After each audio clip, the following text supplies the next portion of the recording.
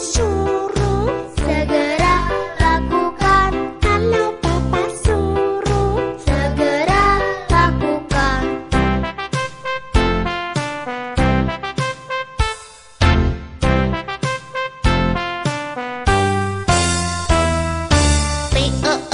Taat, jadilah anak taat. Taat, jadilah anak taat. Kalau waktunya mandi, cepatlah ku mandi. Kalau waktunya mandi, cepatlah ku mandi. Taat, jadilah anak taat. Taat, jadilah anak taat.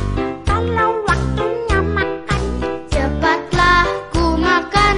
Kalau waktunya makan, cepatlah ku makan.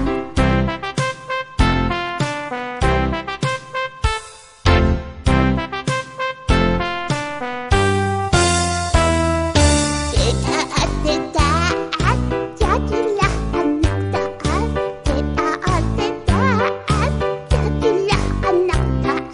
Kalau waktunya tidur, cepatlah ku tidur. Kalau waktunya tidur, cepatlah ku tidur.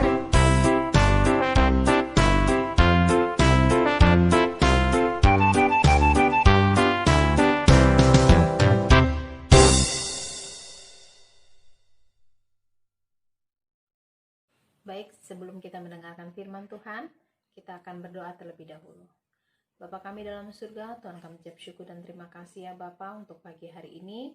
Kami mau mendengarkan firman Tuhan. Biarlah Tuhan tolong untuk hamba yang membawakan firman Tuhan. Biarlah yang keluar dari perkataan hamba ini boleh sungguh-sungguh berkenan di hadapan-Mu. Pimpin kami ya Tuhan dari awal hingga selesai. Dalam nama Tuhan Yesus Kristus. Amin.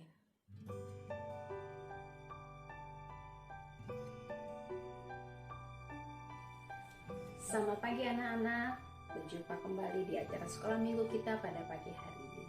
Saya harap kalian semua dalam keadaan yang sehat dan tetap menjaga kesehatan dengan mencuci tangan setiap hari dan tidak keluar rumah.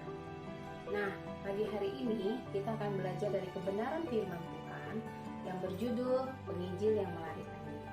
Tapi sebelum kita masuk di dalam cerita firman Tuhan pada pagi hari ini, saya menunjukkan sebuah gambar. Coba kalian perhatikan gambar di samping, ada seorang ibu dan seorang anak. Nah, anaknya ini bernama Sisri. Tapi kalian coba perhatikan, gambar di samping itu kira-kira anaknya itu sedang senyum atau kelihatannya sedang marah? Ya, betul ya. Anak ini sedang marah ya. Dia tidak senang, dia menunjukkan raut muka yang tidak senang terhadap ibunya. Karena apa? Ibunya menyuruh anaknya Sisri ini untuk melakukan sesuatu. Kemudian Sisri menjawab, "Kenapa sih saya harus melakukannya? Padahal saya tidak mau melakukannya. Kenapa ibu harus suruh saya?" Coba deh lihat, teman saya bernama si Marti. Ibunya tidak pernah memaksa Marti untuk melakukan sesuatu yang dia tidak ingin lakukan. Nah, si ibu Sri mengetahui bahwa biasanya Marti selalu melakukan kemauannya sendiri. Bagaimana pergaulan Marti di sekolah? Apakah dia menghadapi kesulitan-kesulitan di sekolah dengan gurunya? Apakah anak-anak lain senang bermain dengan dia? Sisri mulai berpikir, iya ya, saya belum pernah berpikir sampai sejauh itu. Kemudian Sri menjawab, saya kira Marti selalu bersedih di sekolah. Soalnya dia tidak mau taat kepada guru. Anak-anak yang lain juga tidak mau bergaul dengan dia karena dia selalu melakukan kemauannya sendiri. Akhirnya dia selalu marah-marah dan bahkan dia marah-marah kepada teman-temannya. Kita semua kadang-kadang ingin melakukan kemauan kita sendiri, benar kan? Jikalau kita tidak mau belajar taat, kita akan mengalami kesulitan-kesulitan yang tidak perlu kita alami. Kita juga tidak akan berbahagia. Apakah yang dikatakan Ibu Sri itu benar? Mengapa? Ajaran kita hari ini tentang seorang laki-laki yang disuruh Allah untuk melakukan sesuatu, tetapi dia tidak mau melakukan hal itu. Dan dia tidak mau memohon pertolongan Tuhan agar dia dapat taat. Kita dapat belajar bahwa apabila Allah ingin agar kita melakukan sesuatu, Dia akan menolong kita melakukannya. Firman Tuhan pada pagi hari ini diambil dari kitab Yunus pasal 1 sampai pasal 4 ayat yang ke-11. Nah, cerita firman Tuhan pada hari ini adalah mengenai seorang laki-laki yang bernama Yunus. Yunus berada dalam kesukaran dan dia tahu hal itu. Dia adalah seorang penginjil yang melarikan diri dari panggilan Allah. Allah menyuruh Yunus untuk melakukan sesuatu yang dia tidak ingin lakukan. Oleh sebab itu, dia melarikan diri. Allah telah berfirman, "Bangunlah, pergilah ke kota Niniwe, kota yang besar itu. Berserulah kepada mereka bahwa mereka akan dibinasakan oleh karena dosa-dosa mereka." Tetapi Yunus tidak mau pergi ke tempat itu. Dia tahu bahwa Allah penuh kasih dan bersedia mengampuni siapa saja yang menyesali dosanya. Orang Niniwe itu adalah musuh orang-orang Israel. Jikalau orang-orang Niniwe menyesal dan bertobat dari dosa mereka, Allah pasti akan mengampuni mereka juga. Yunus tidak mau Allah mengampuni mereka. Yunus mengambil keputusan untuk pergi ke arah yang lain, yang jauh dari kota Niniwe. Saya akan pergi ke pelabuhan dan memiliki sebuah kapal supaya saya dibawa jauh dari kota Niniwe, kata Yunus kepada dirinya sendiri. Saya akan melarikan diri dari hadapan Allah. Kira-kira apakah Allah tidak akan mengetahui Yunus di mana Yunus berada? Tentu Allah akan tahu. Yunus lupa bahwa Allah adalah Allah yang Maha Tahu. Jadi kemanapun dia pergi, kemanapun dia melarikan diri, Allah pasti tahu. Dan Yunus lupa mengenai hal itu. Ya, Yunus bodoh dalam hal ini. Nah, kemudian anak-anak, Yunus pergi ke suatu pelabuhan. Karena dia pikir dengan dia pergi jauh dari kota Niniwe, Allah tidak akan menemukan dia. Kemudian dia membeli karcis dan menaiki sebuah kapal yang akan pergi jauh dari kota Niniwe. Dan dia menyangka kapal itu dapat membawa dia jauh dari Allah. Dia turun ke dalam ruang kapal yang paling bawah. Lalu dia tidur dengan nyenyak. Tetapi Allah mengetahui di mana Yunus berada. Tidak ada orang yang dapat melarikan diri dari hadapan Allah. Allah mengasihi Yunus dan dia ingin agar Yunus taat. Allah merencanakan suatu cara untuk menghalangi pelarian Yunus dan untuk menolong Yunus supaya dia taat. Dengan perlahan kapal itu mulai berangkat dari pelabuhan dan berlayar menuju lautan. Kemudian Allah menurunkan angin ribut ke laut. Ombak-ombak menjadi besar. Angin semakin keras bertiup. Ombak-ombak makin bertambah besar sehingga air mulai masuk ke dalam kapal itu. Wah, awak-awak kapal belum pernah mengalami angin ribut sedahsyat ini. Mereka takut kalau kapal itu terpukul hancur oleh ombak-ombak yang besar itu. Mereka tidak mengenal dan tidak menyembah Allah. Mereka masing-masing berteriak-teriak kepada dewa-dewa yang mereka sembah. Tetapi, kira-kira angin ribut itu reda? Tidak ya anak-anak ya. Angin ribut itu tetap tidak reda. Patung-patung dan berhala tidak berkuasa atas angin dan laut. Awak-awak kapal kemudian berusaha membuang barang-barang mereka dari dalam laut ya keluar untuk meringankan beban kapal. Karena mereka takut bahwa kapal itu akan tenggelam karena air sudah mulai masuk banyak ke dalam kapal tersebut. Tidak ada sesuatu pun yang mereka lakukan itu dapat menolong mereka. Mereka sudah berusaha tetapi tidak ada yang dapat bisa menolong mereka. Upaya-upaya mereka itu sia-sia saja. Angin semakin keras bertiup dan ombak-ombak pun makin besar. Di manakah Yunus? Yunus sedang tidur dengan nyenyak. Nakoda atau kapten kapal itu berkata kepada Yunus, "Bagaimana mungkin kau tidur begitu nyenyak? Bangunlah, berserulah kepada Allah kamu. Barangkali Allah itu akan mendengar dan meredakan angin ribut ini. Yunus memberitahukan kepada mereka bahwa dia sedang melarikan diri dari Allah. Sekarang dia berkata, Allahku yang empunya langit, yang telah menjadikan laut dan daratan.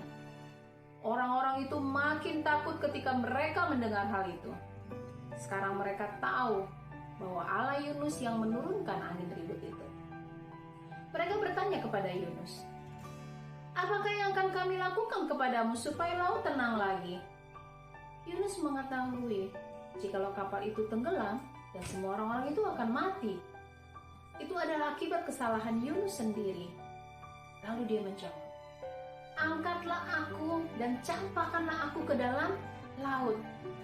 Maka laut akan menjadi reda dan tidak menyerang kamu lagi. Sebab aku tahu bahwa karena ketidaktaatan lah badai yang besar ini terjadi.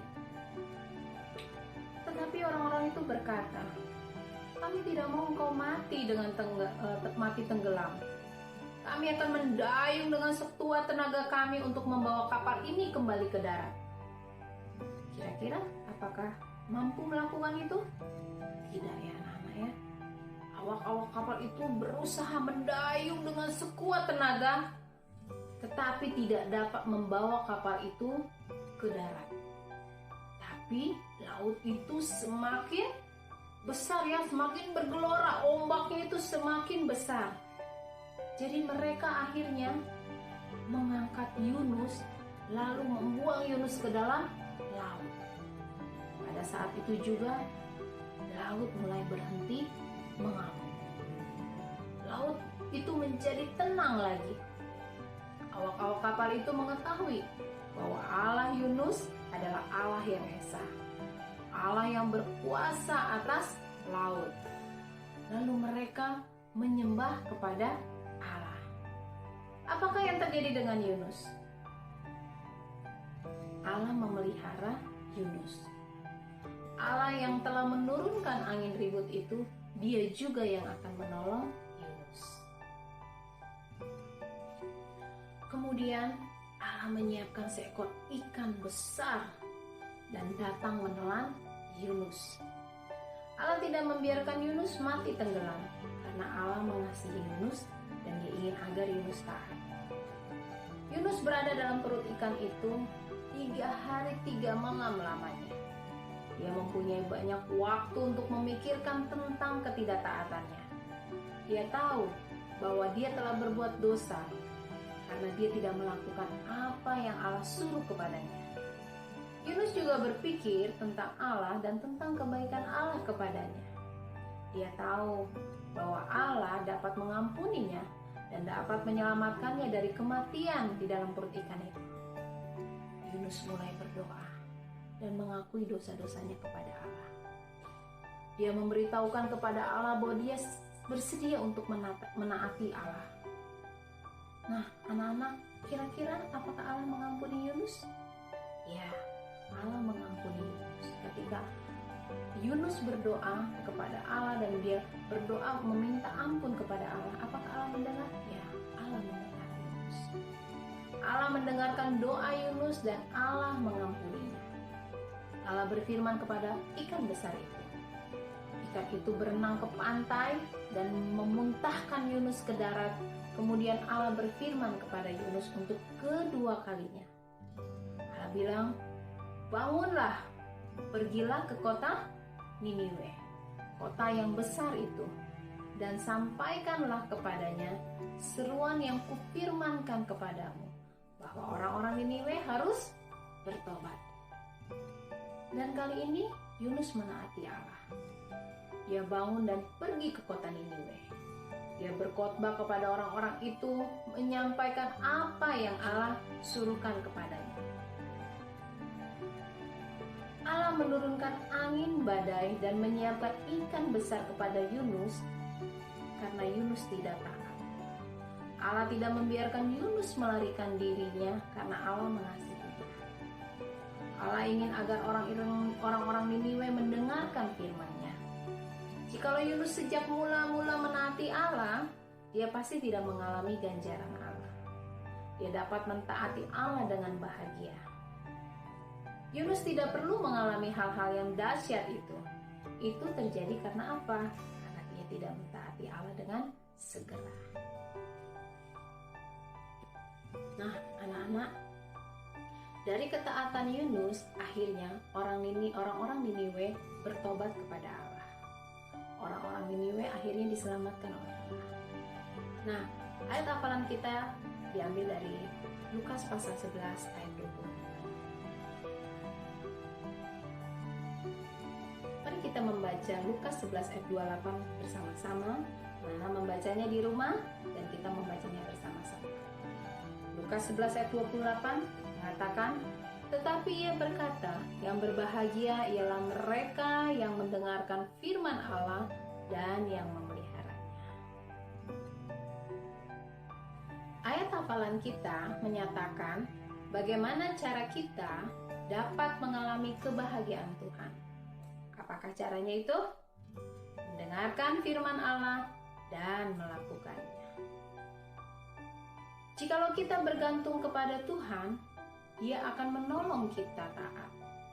Apakah kamu pernah berada dalam kesukaran oleh karena kamu tidak secepatnya taat? Apakah yang terjadi apabila kamu sejak mula-mula taat? Allah ingin agar kita mentaatinya, walaupun kita tidak mau berbuat demikian. Allah ingin agar kita berketetapan hati untuk mentaatinya. Nah, anak-anak, sekali lagi kita menghafal ayat firman Tuhan dari Lukas 11 ayat 28. Dan saya berharap kalian menghafalkannya. Setelah firman Tuhan ini selesai, jangan dilupakan, tetap dihafalkan ya. Lukas 11 ayat 28, kita bersama-sama ya. 1, 2, 3. Tetapi ia berkata, yang berbahagia ialah mereka yang mendengarkan firman Allah dan yang memeliharanya. Baik anak-anak, inilah firman Tuhan kita pada pagi hari ini. Mari kita berdoa. Bapa kami dalam surga, Tuhan mengucap syukur dan terima kasih untuk kebenaran firman Tuhan pada pagi hari ini. Tolong kami Tuhan, supaya kami boleh menjadi anak-anak Tuhan yang mau mentaati Tuhan dengan segera. Tolong kami ya Tuhan, ketika kami mau melakukan untuk taat kepada Tuhan dan mungkin kami sulit melakukannya, biarlah Tuhan yang menolong kami. Terima kasih ya Tuhan, di dalam nama Tuhan Yesus Kristus. Amin. Baik anak-anak, kuis yang minggu lalu ya dimenangkan oleh yang pertama adalah Sharon, yang kedua adalah Gary, yang ketiga adalah Moses, yang keempat adalah Andrew, dan yang kelima adalah Kristo. Nah, untuk kuis pada pagi hari ini, saya akan memberikan 8 pertanyaan lagi. Tetapi, saya akan hanya memberikan hadiah kepada 3 orang pertama, pengirim pertama yang menjawab dengan benar. Pertanyaan pertama adalah, apakah yang Yunus tahu tentang sikap Allah? Kedua, mengapa Yunus tidak mau pergi ke Niniwe untuk memberitahu kepada orang-orang Niniwe bahwa Allah akan menghukum mereka atas dosa-dosa mereka? Yang ketiga, daripada mentaati Allah, apakah yang akan Yunus lakukan? Yang keempat, setelah awak-awak kapal mencampakkan Yunus ke dalam laut atau membuang Yunus ke laut, laut itu menjadi tenang lagi. Kemudian, apakah yang awak-awak kapal itu katakan tentang Allah? 5. Apakah yang dilakukan Yunus di dalam ikan besar itu? 6. Apakah mudah untuk mengambil keputusan untuk taat? Mengapa tidak? 7. Mengapa penting untuk kita taat dengan segera? Yang ke-8, apakah tanggapan orang-orang Niniwe terhadap khotbah Yunus? Terima kasih anak-anak. Mulai dari sekarang dijawab dan dikirim Ya, boleh dijapri, tidak di grup ya, supaya teman-teman yang lain tidak bisa melihat jawaban kalian. Jadi kalian bisa mengirim lewat WhatsApp ya, beritahu kepada orang tuamu untuk mengirimkan secara pribadi ke WhatsApp saya. Selamat pagi anak-anak. Ingat tetap menjaga kesehatan, tetap setia, berdoa dan membaca Alkitab. Sampai ketemu minggu depan. Bye-bye.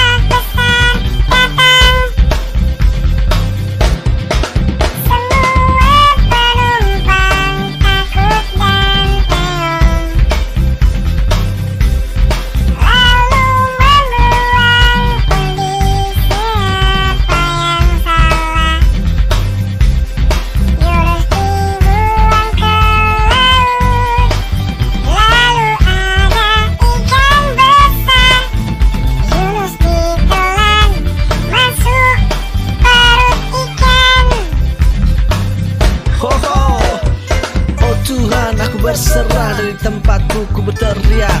Aku terkurung di dasar laut, di mana ombak lingkupi aku. Aku berkata, mungkinkah aku dapat memandang baitmu lagi? Segala air telah mengepung aku dan mengancam nyawaku ini. Samudra raya merangkum aku, lumut lautan belit kepalaku. Di dasar gunung-gunung aku tenggelam, pintunya terpalang di belakangku. Jiwaku sungguh letih dan lesu, teringatlah aku padamu. Oh Tuhan tolonglah aku, oh Tuhan tolonglah aku. Karena Tuhan baik, Yunus dilepaskan dari perut ikan. Ayo dengar suara Tuhan, agar kita tidak dimakan ikan.